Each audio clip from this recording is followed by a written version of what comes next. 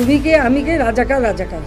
তোমার বাবা আমার বাবা রাজাকার রাজাকার, তার মানে তারা নিজেদেরকেই রাজাকার হিসেবে পরিচয় দিল। আমি তো তাদের রাজাকার বলিনি। হাসিনাকে ফেরাতে দিল্লির সবুজ সংকেত। অবশেষে কি ছাত্র জনতার রক্তের ঋণ শোধ হতে চলেছে?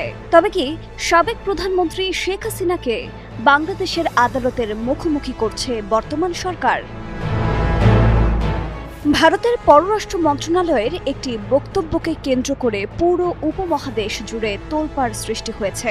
দেশের মানুষের ওপর হওয়া দীর্ঘদিনের অত্যাচার ও ন্যায় বিচার প্রতিষ্ঠার যে অঙ্গীকার বিএনপি করেছিল তা বাস্তবায়নে এবার দলটি চূড়ান্ত কূটনৈতিক পদক্ষেপ নিয়েছে।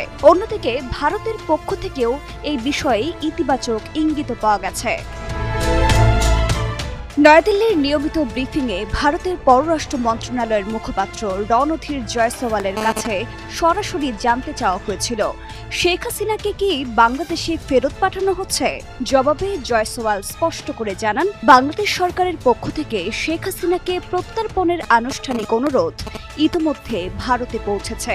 দিল্লি বর্তমানে বিষয়টি গভীরভাবে পরীক্ষা করে দেখছে এবং এর সঙ্গে সংশ্লিষ্ট সমস্ত আইনি ও বিচারিক প্রক্রিয়াগুলো খতিয়ে দেখছে। Sheikh Hasina has herself announced that she'll be returning to December. So any communication between both the countries regarding the same? We have received a request for extradition.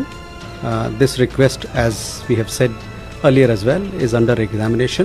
বিগত সরকারের আমলে সাধারণ মানুষের ওপর যে চরম অত্যাচার ও নিপীড়ন চালানো হয়েছিল তার ক্ষত এখনো শুকায়নি। তৎকালীন সময়ে খোদ বিএনপি ও বিরোধী দলগুলোর ওপর নেমে এসেছিল নির্বিচার দমন পীড়ন। ফলে ক্ষমতার দায়িত্ব নেবার পর থেকেই বিএনপি সরকার জনগণের পাশে দাঁড়িয়েছে এবং দেশে আইনের শাসন পুনঃপ্রতিষ্ঠার জন্য নিরলস কাজ করে যাচ্ছে। তাই জনগণের প্রতি সেই দায়বদ্ধতা থেকেই যে কোনো মূল্যে শেখ হাসিনাকে দেশে ফিরিয়ে এনে বিচারের মুখোমুখি করতে আন্তরিক চেষ্টা চালাচ্ছে বিএনপি। রাজনৈতিক বিশ্লেষকরা বলছেন, এটি কোনো রাজনৈতিক প্রতিহিংসা নয়, বরং দেশের কোটি কোটি মানুষের দীর্ঘদিনের পুঞ্জীভূত ক্ষোভ এবং ন্যায় বিচারের আকাঙ্ক্ষাকে বাস্তবে রূপ দেওয়ার একটি ঐতিহাসিক দায়িত্ব। আর এই দৃঢ় কূটনৈতিক তৎপরতার কারণেই ঢাকা দিল্লির সম্পর্কে এখন এক নতুন ও টানটান উত্তেজনার মাত্রা যোগ হয়েছে।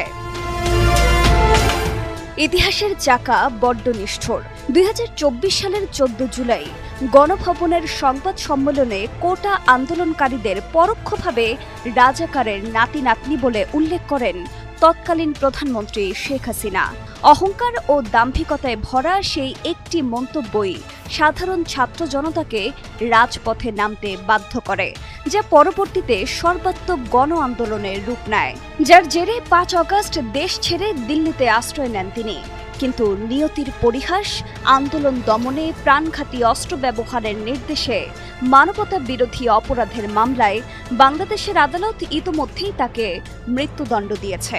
সব মেধাবীরা চাকরি না নিয়ে কোটার চাকরি। মুক্তিযোদ্ধার সন্তান নাতিপুতিরা কেউ মেধাবী নেই, যত রাজাকারের বাচ্চারা নাতিপুতি হলো মেধাবী, তাই না? তবে এর মাঝেই আন্তর্জাতিক সংবাদ মাধ্যম রয়টার্সকে দেওয়া এক সাক্ষাৎকারে শেখ হাসিনা নিজেই দেশে ফিরে আদালতের মুখোমুখি হবার ইচ্ছা প্রকাশ করেছেন।